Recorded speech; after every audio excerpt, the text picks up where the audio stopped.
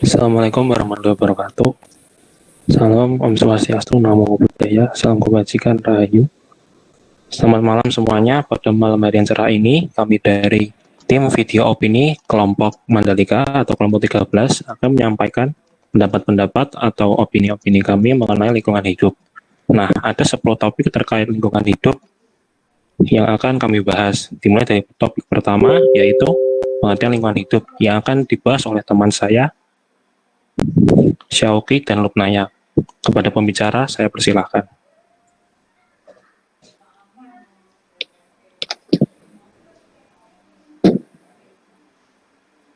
Nah, teman-teman, pasti kalian sudah nggak asing kan dengan lingkungan hidup. Lalu apa sih definisi lingkungan hidup itu? Nah, untuk lingkungan hidup bisa didefinisikan sebagai lingkungan yang terbentuk dari proses natural tanpa campur tangan manusia, yang terdiri atas sebagai sumber dari alam, baik berupa fisik, biologis, dan non-biologis. Untuk lebih jelasnya, saya arahkan ke Lupnaya. Oke, buat tambahan dari saya, lingkungan hidup merupakan kesatuan ruang dengan semua benda, daya, keadaan, dan makhluk hidup, termasuk manusia dan perilakunya yang mempengaruhi kelangsungan perkehidupan manusia dan kesejahteraan manusia serta makhluk hidup lainnya. Oke, terima kasih kepada pembicara yang topik selanjutnya yaitu mengenai jenis lingkungan hidup yang akan disampaikan oleh teman saya, Niken dan Laili. Kepada pembicara, saya persilahkan. Oke, terima kasih atas kesempatan yang telah diberikan. Teman-teman, kali ini aku dan juga Laili akan menjelaskan tentang topik pembahasan yang kedua, yaitu jenis lingkungan hidup. Teman-teman, sebelumnya tahu nggak sih ada berapa jenis lingkungan hidup? Ada yang bisa jawab nggak? Izin menjawabnya, Kak. Iya. Ya, jadi ada 4 jenis lingkungan hidup. Yang pertama biotik, yang kedua abiotik, yang ketiga alami, dan yang keempat buatan gen. Gitu. Oke, terima kasih ya. Betul banget nih teman-teman. Jadi yang pertama itu ada biotik. Aku mau jelasin tentang biotik dulu ya. Jadi menurut buku siswa ilmu pengetahuan alam, lingkungan hidup biotik merupakan suatu komponen yang terdiri dari makhluk hidup nih, dan makhluk hidup tersebut sebagai pengisi suatu ekosistem. Nah, ternyata semua organisme merupakan komponen biotik, dan di dalam ekosistem komponen biotik dikelompokkan berdasarkan fungsinya nih teman-teman. Yaitu yang pertama ada produsen. Biasanya nih produsen ciri-cirinya itu memiliki klorofil dan juga berfotosintesis. Lalu yang kedua konsumen. Biasanya nih konsumen itu hewan seperti herbivora, karnivora, dan juga omnivora. Dan yang terakhir yaitu ada decomposer atau biasa disebut dengan pengurai. Itu ada bakteri, cacing, ganggang, dan juga jamur. Nah, contoh-contoh dari lingkungan hidup biotik meliputi semua makhluk hidup seperti hewan, tumbuhan, mikroorganisme, dan juga manusia. Selanjutnya, aku akan menjelaskan tentang abiotik. Abiotik itu adalah sebuah istilah yang seringkali digunakan untuk menyebut sesuatu yang tidak hidup atau biasanya itu benda-benda mati. Nah, abiotik ini memiliki manfaat atau pengaruh yang sangat besar bagi kehidupan seluruh makhluk hidup. Contohnya seperti apa? Seperti air, angin, cahaya matahari, derajat keasaman, garam, kelembapan udara, suhu, tanah, topografi, dan juga iklim. Dan di dalam suatu lingkungan hidup, terjadilah interaksi antara lingkungan hidup abiotik dan juga lingkungan hidup biotik dan juga sebaliknya. Untuk yang lingkungan hidup alami dan juga buatan akan dijelaskan oleh teman aku, yaitu Laili. Aku akan menjelaskan yang ketiga ya, jenis lingkungan hidup, yaitu lingkungan hidup alamiah.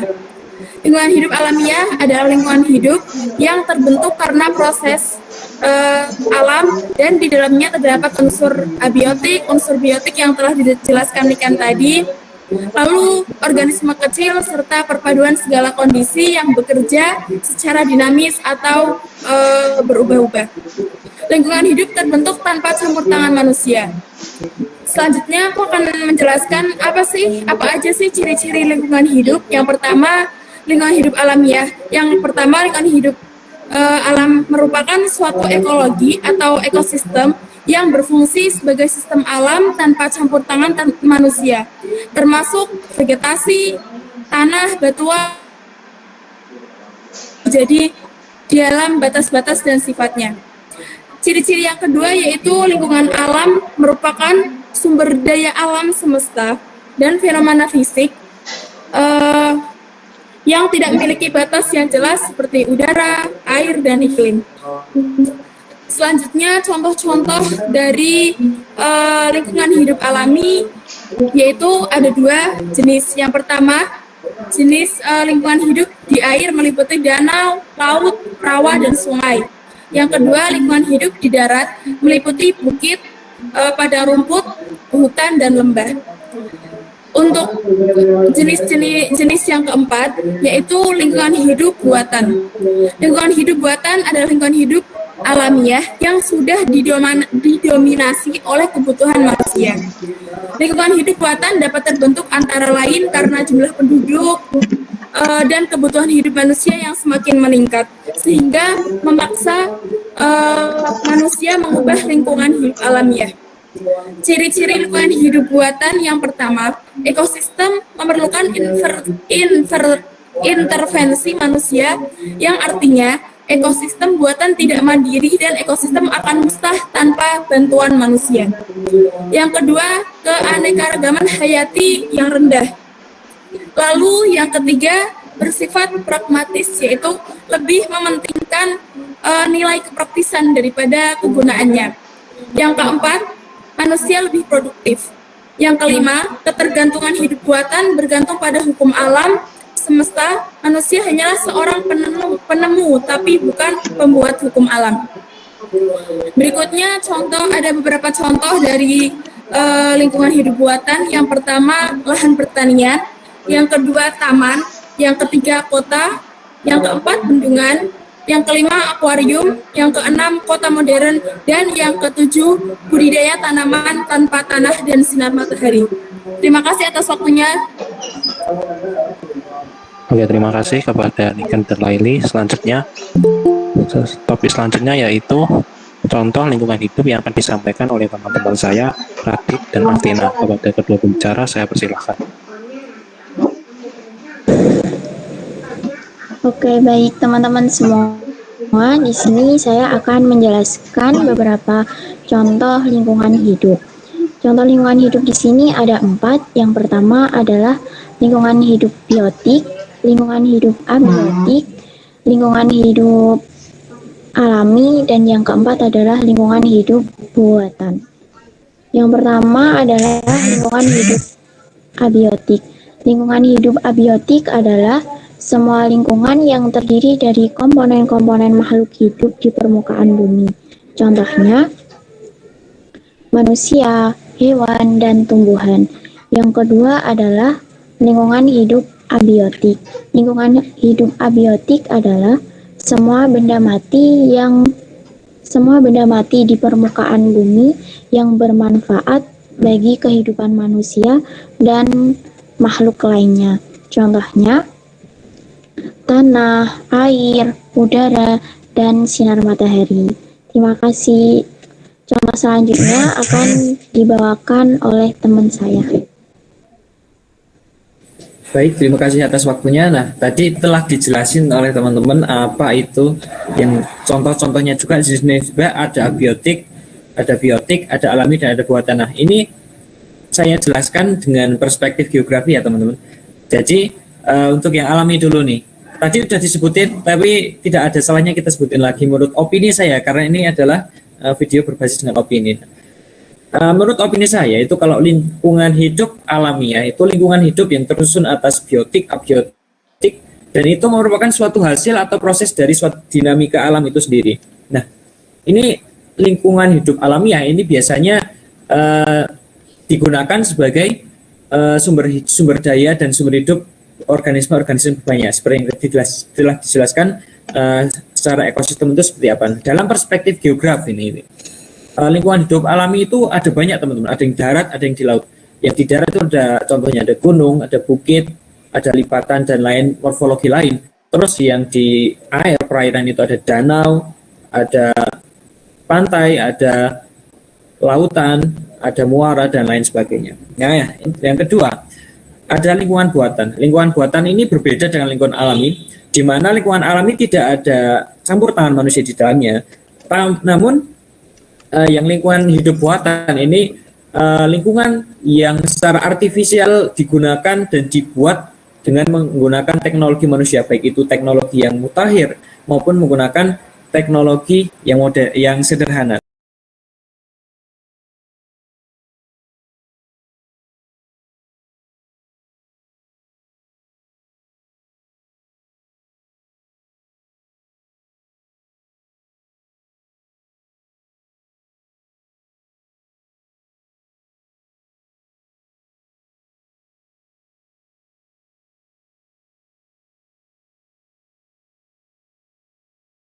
adalah tumbuhan-tumbuhan akan mati dan bumi ini akan gersang. Lalu impact apa lagi adalah tumbuhan-tumbuhan akan mati dan bumi ini akan gersang. Lalu impact apa lagi sih? Emang kenapa kalau tumbuhan mati itu gimana? Emang apa pengaruhnya buat kita? Ya banyak. Contohnya buat hewan-hewan yang ada di sekitar kita. Gimana sih kalau misal hewan-hewan itu cuma makan tumbuhan tersebut dan tumbuhannya nggak ada? Terus gimana cara dia mengkonsumsi makanan, cara dia bertahan hidup? Nah, disitulah dapat kita simpulkan bahwa tumbuhan itu sangat penting karena jika tidak ada tumbuhan tersebut, hewan itu tidak akan bisa bertahan hidup. Dan dari situ hewan-hewan satu persatu akan mati dan kita bisa melihat mana sih hewan yang bisa lebih kuat untuk bertahan hidup di dunia ini gitu. Jadi itu gambaran kecil aku mengenai pentingnya unsur abiotik untuk keberlangsungan hidup kita, dan akan dilanjutkan oleh teman saya Catherine untuk membahas tentang unsur biotik. Silakan Catherine. Terima kasih untuk rekan saya Nanda. Baik, saya akan melanjutkan penjelasan tentang unsur lingkungan hidup. Unsur lingkungan hidup yang kedua yaitu unsur biotik. Teman-teman mungkin tahu unsur biotik itu apa. Lebih lanjutnya saya akan jelaskan apa sih unsur biotik itu. Unsur biotik merupakan unsur lingkungan hidup yang terdiri atas makhluk hidup seperti manusia, hewan, tumbuhan, dan organisme kecil lainnya yang tidak dapat kita lihat dengan kasat mata. Unsur biotik ini terdiri atas tiga komponen. Tiga komponen. Yang pertama autotrof yang berfungsi sebagai produsen, di mana ia mampu membuat makanan sendiri dan makanan untuk organisme lainnya dengan cara fotosintesis. Yang kedua heterotrof yang berfungsi sebagai konsumen, di mana ia akan memanfaatkan bahan organik dari produsen untuk memenuhi kebutuhan hidupnya karena ia tidak mampu untuk membuat makanan sendiri. Dan yang ketiga dekompores yang berfungsi sebagai pengurai. Karena ia bertugas mengurai sisa-sisa makhluk hidup yang sudah mati yang dimanfaatkan sebagai senyawa organik yang dapat menyuburkan tanaman dan tanah. Terima kasih, sekian dari saya. Kembali ke moderator. Oke, terima kasih kepada Nanda dan Catherine. Selanjutnya kita akan membahas mengenai fungsi lingkungan hidup bagi makhluk hidup yang akan disampaikan oleh teman-teman saya, Kaila dan Antaries. Kepada kedua pembicara saya persilakan. Oke, terima kasih Kak Hilal atas waktunya. Jadi di sini kayak yang udah dijelasin sama teman-teman aku nih, dari mulai pengertian, jenis, contoh, unsur-unsur lingkungan hidup juga punya fungsi loh yang sangat penting banget buat kita. Nah, lingkungan hidup ini memiliki beberapa fungsi yang sangat berpengaruh pada kelangsungan hidup unsur-unsur di dalamnya. Nah, fungsinya apa aja sih? Yang pertama itu sebagai tempat untuk mendapatkan makan. Lingkungan hidup itu menjadi sumber untuk mendapatkan makanan guna memenuhi kebutuhan. Dengan demikian, kehidupan makhluk hidup di dalamnya dapat berlangsung dengan baik. Nah, yang kedua itu ada sebagai tempat untuk beraktivitas. Lingkungan hidup yang baik itu bakal menjadi tempat untuk beraktivitas yang menyenangkan. Sebagai makhluk sosial, manusia pasti berinteraksi dengan orang lain sehingga membutuhkan tempat yang layak untuk melakukan aktivitas. Nah, yang ketiga itu salah satu yang penting banget yaitu sebagai tempat untuk tinggal. Lingkungan hidup itu dapat menjadi tempat tinggal yang nyaman dan aman bagi makhluk hidup. Karena itu, kita harus selalu nih menjaga kelestariannya agar kehidupan di dalamnya dapat berlangsung dengan baik. Nah, selanjutnya bakal dijelasin sama temen aku, Ilva. Oke, di sini saya izin melanjutkan pernyataan dari Kaila. Kita akan membahas tentang fungsi lingkungan hidup. Nah, yang keempat itu sebagai penyedia sumber daya alam. Nah, di mana sumber daya alam ini contohnya itu seperti bahan bakar fosil, gas bumi, air, maupun sebagainya.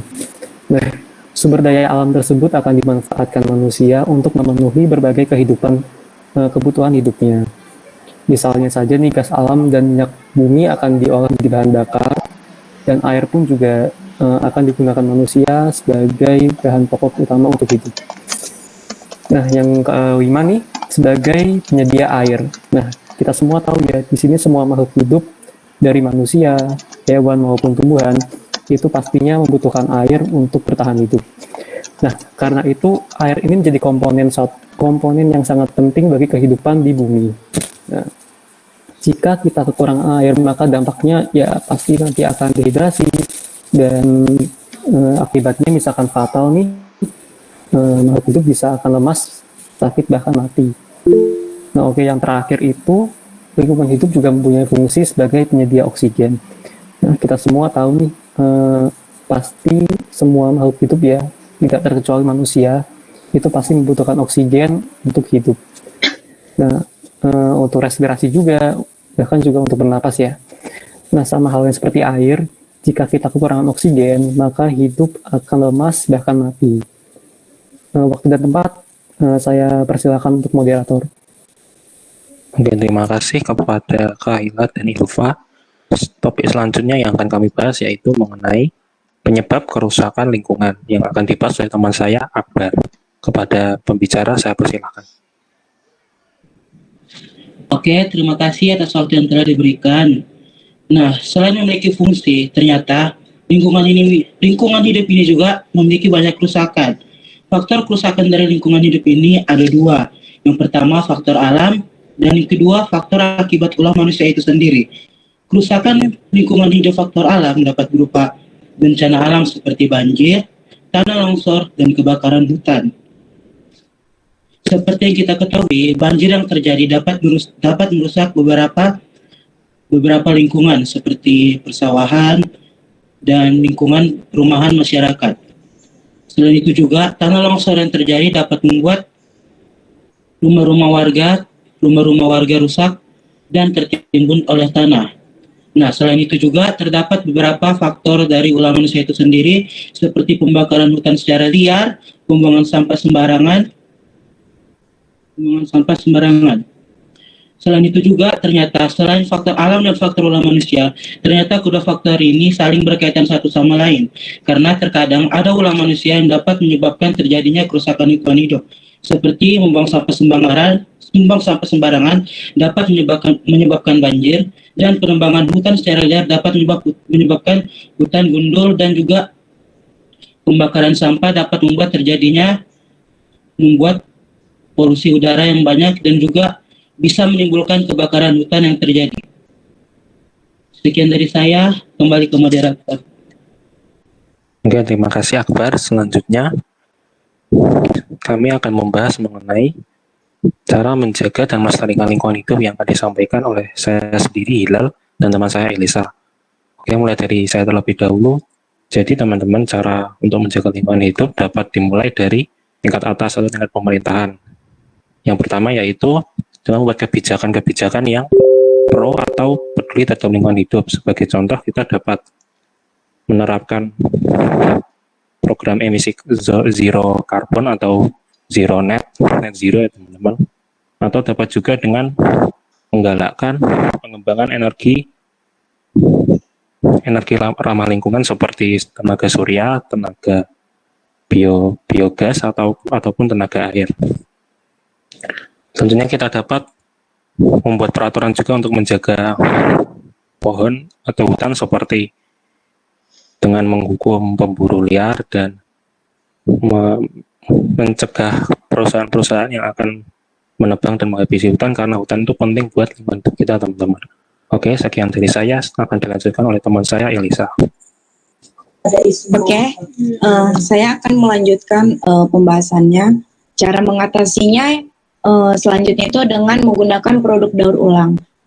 Salah satu bentuk strategis pengelolaan sampah padat yang terdiri atas kegiatan pemilahan, pengumpulan, pemprosesan, pendistribusian dan juga pembuatan produk atau material yang bekas pakai, serta komponen utama di dalam manajemen sampah modern, dan bagian ketiga pada proses hierarki sampah 4R. Nah, selanjutnya itu dengan cara tidak membakar sampah. Membakar sampah dapat melepaskan gas-gas yang menyebabkan kerusakan ozon, mengatur jumlah atau porsi sinar ultraviolet yang masuk ke permukaan bumi. Yang selanjutnya, tidak membuang sampah di sungai. Membuang sampah di sungai dapat mengakibatkan aliran air yang dapat di sungai menjadi terhambat dan menjadi tercemar. Oke, terima kasih. Oke, terima kasih Elisa. Topik selanjutnya yang akan kami bahas yaitu alasan kita harus menjaga dan melestarikan lingkungan sekitar kita, yang akan disampaikan oleh teman saya Cynthia dan Yeni. Kepada kedua pembicara saya persilakan. Oke, terima kasih buat Hilal dan Elisa. Kali ini aku akan membahas materi selanjutnya, yaitu mengapa kita harus menjaga dan melestarikan lingkungan di sekitar kita. Emang penting ya menjaga dan melestarikan lingkungan itu? Tentu saja sangat penting ya teman-teman. Menjaga dan melestarikan lingkungan merupakan sikap dan tindakan yang selalu berupaya mencegah kerusakan pada lingkungan alam di sekitarnya, serta mengembangkan upaya-upaya untuk memperbaiki kerusakan alam di sekitarnya, serta mengembangkan dan menjaga kebersihan lingkungan, sebab menjaga kebersihan lingkungan sangatlah berguna untuk kita semua dan dapat menciptakan kehidupan yang aman, bersih, sejuk, dan sehat. Pelestarian lingkungan juga sangat penting dalam menyelamatkan dan membantu hewan dan tanaman. Karena itu, semua bergantung satu sama lain untuk bertahan hidup. Pohon mengubah karbon dioksida yang dihasilkan menjadi oksigen, sehingga membantu kita untuk bernafas. Lingkungan yang kita tinggali, yaitu bumi, harus dijaga kelestariannya. Hal ini merupakan kewajiban semua manusia yang tinggal di bumi. Sebab dari lingkungan yang kita tinggali, kita bisa memenuhi segala kebutuhan sehari-hari. Jika manusia hanya memanfaatkannya tanpa melestarikan, maka lingkungan bisa menjadi rusak. Dampak dari kerusakan lingkungan tersebut nantinya akan dirasakan oleh manusia sendiri, bahkan juga makhluk hidup lainnya. Nah, apakah teman-teman telah turut aktif mengusahakan pelestarian lingkungan di sekitar? Oke. Di sini aku juga bakal menyebutkan nih beberapa manfaat menjaga kelestarian lingkungan di antaranya. Yang pertama adalah terhindar dari penyakit yang disebabkan lingkungan yang tidak sehat. Yang kedua adalah lingkungan menjadi lebih sejuk. Yang ketiga adalah bebas dari polusi udara. Yang keempat adalah air menjadi lebih bersih dan aman untuk diminum. Dan yang terakhir adalah lebih tenang dalam menjalankan aktivitas sehari-hari. Selanjutnya kita dilanjutkan sama teman saya adalah Heni, silahkan. Oke, kenapa sih kita harus menjaga lingkungan? Nah, menjaga lingkungan merupakan tanggung jawab kita bersama sebagai umat manusia. Banyak sekali sumber daya alam yang harus benar-benar kita jaga dan lestarikan demi kelangsungan hidup kita bersama kelak kemudian. Apabila manusia hanya memanfaatkannya tanpa ada pelestarian, maka yang terjadi adalah lingkungan yang rusak. Nah, dampak dari kerusakan itu pun nantinya akan dirasakan oleh manusia itu sendiri. Dengan menjaga alam juga akan menguntungkan kita sebagai manusia karena kita akan terbebas dari penyakit yang mungkin saja timbul nantinya akibat kerusakan atau pencemaran lingkungan tadi. Terkait apa yang akan terjadi jika manusia tidak memelihara lingkungan akan dijelaskan oleh Putri dan Amara. Selanjutnya saya kembalikan ke moderator. Oke, terima kasih Cynthia dan Heni. Selanjutnya kami akan membahas mengenai apa yang akan terjadi jika manusia tidak melihara lingkungan hidup, yang akan disampaikan oleh teman saya, Putri dan Amara. Kepada kedua pembicara, saya persilahkan. Baik, terima kasih moderator atas waktunya. Di sini saya dan juga rekan saya Amara Syifa akan menjelaskan mengenai apa yang akan terjadi jika kita tidak menjaga kondisi lingkungan atau dampak yang akan terjadi. Yang pertama itu adanya bencana alam. Peluang terjadinya bencana alam akibat kelalaian manusia karena tidak merawat lingkungannya. Misalnya bencana yang akan terjadi itu seperti banjir, tanah longsor, serta pencemaran tanah. Yang kedua itu pencemaran lingkungan. Kondisi yang kotor dapat mengakibatkan lingkungan menjadi tercemar. Pencemaran lingkungan ini akan berpotensi meracuni makhluk hidup yang ada di dalamnya. Kemudian dampak yang ketiga itu kerusakan lingkungan. Menjaga kelestarian lingkungan pada intinya adalah menjaga lingkungan agar tetap dalam kondisi baik. Ketika lingkungan tidak dijaga dengan baik, maka kerusakan lingkungan otomatis akan terjadi. Baik, penjelasan selanjutnya akan dijelaskan oleh rekan saya, Amara Syifa. Terima kasih. Oke, makasih Putri. Aku akan melanjutkan pemaparan yang disampaikan sama Putri. Yang selanjutnya atau yang nomor 4 adalah timbulnya berbagai penyakit. Teman-teman, kita semua tahu bahwa lingkungan yang kotor dapat memicu adanya sarang kuman dan juga virus yang nantinya juga dapat menimbulkan penyakit bagi manusia maupun makhluk hidup lainnya. Dan yang terakhir adalah persediaan sumber daya alam yang semakin berkurang. Nah, kita semua juga tahu ya bahwa kebiasaan kita sehari-hari itu terkadang terjadi tanpa kita sadari. Nah, misalnya adanya air yang sekarang ini persediaannya semakin langka karena adanya ulah manusia yang seringkali menebang pohon secara liar di hutan.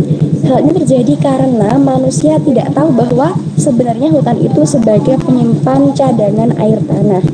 Nah, satu hal yang perlu kita sadari bahwa sebenarnya lingkungan hidup itu bukan hanya tempat untuk kita tinggal, tapi juga tempat kita memenuhi kebutuhan hidup kita. Bukan hanya untuk makan dan juga minum, tapi juga untuk memenuhi kebutuhan hidup kita yang lainnya. Jadi akan ada banyak sekali akibat jika kita tidak dapat merawat lingkungan kita dengan baik. Akibatnya tersebut bukan hanya dirasakan oleh manusia, tetapi juga makhluk hidup yang lainnya, baik hewan dan juga tumbuhan. Sekian dari aku sama Putri, kembali ke moderator. Oke, terima kasih Putri dan Amara. Topik terakhir yang akan kami bahas yaitu mengenai kewajiban manusia terhadap lingkungan hidup yang akan disampaikan oleh teman saya Sharon. Kepada pembicara saya persilahkan. Oke, terima kasih untuk Hilal dan teman-teman semuanya yang sudah menjelaskan tentang lingkungan hidup. Nah, apa sih hal yang gak kalah penting nih agar tidak terjadinya pencemaran, tidak perlunya kita merasakan akibat-akibat dari pencemaran tersebut, dan apa sih yang bisa membuat kita tuh menjaga lingkungan hidup kita? Yang pertama harus ada kesadaran dalam diri kita tentang kewajiban kita terhadap lingkungan hidup kita. Harus ada kesadaran untuk menjaga, tidak merusak, dan melestarikan lingkungan hidup kita. Nah, apa saja sih kewajiban kita untuk menjaga lingkungan hidup kita? Yang pertama itu dengan hal yang paling mudah dan memang sering dianggap remeh oleh orang-orang, yaitu membuang sampah pada tempatnya. Hal yang benar-benar gampang untuk dilakukan, tapi seringkali kita itu menganggap membuang sampah pada tempatnya itu adalah hal yang bukan suatu kepentingan gitu loh. Masih sering untuk membuang sampah sembarangan, padahal sampah-sampah yang menimbun itu akan menghasilkan zat-zat yang memang tidak baik untuk lingkungan. Yang kedua, dengan menebang pohon sembarangan atau memetik tanaman secara sembarangan. Kadang tangan kita usil nih, lagi jalan lihat, ada bunga bagus lalu kita petik, itu juga merupakan salah satu hal yang membuat kita itu tidak menjalankan kewajiban kita terhadap lingkungan dengan merusak lingkungan kita sendiri. Yang ketiga, kita juga bisa menjalankan kewajiban kita dengan mengurangi hal-hal yang menyebabkan polusi seperti polusi udara, polusi air, dan polusi tanah dengan mengurangi penggunaan kendaraan bermotor, menggunakan listrik secara hemat, dan juga mungkin tidak membuang sampah di sungai, jadi tidak terjadi pencemaran pada lingkungan. Baik, sekian dari saya kembali kepada moderator. Oke, terima kasih Sharon. Nah, bahasan kami pada kesempatan ini telah selesai teman-teman. Nah, berdasarkan opini-opini yang telah disampaikan oleh kami, dapat diambil kesimpulan yaitu bahwa setiap unsur-unsur dari lingkungan itu baik biotik maupun abiotik dapat berdampak baik maupun buruk kepada manusia, hewan, dan tumbuhan, dan kepada semuanya ya intinya. Oke, jadi penting juga bagi kita untuk menjaga lingkungan hidup kita ya teman-teman. Oke, sekian dari kami. Apabila ada kesalahan baik dalam penyampaian kata, opini, ataupun yang lain, kami mohon maaf. Selamat malam, terima kasih. Wassalamualaikum warahmatullahi wabarakatuh.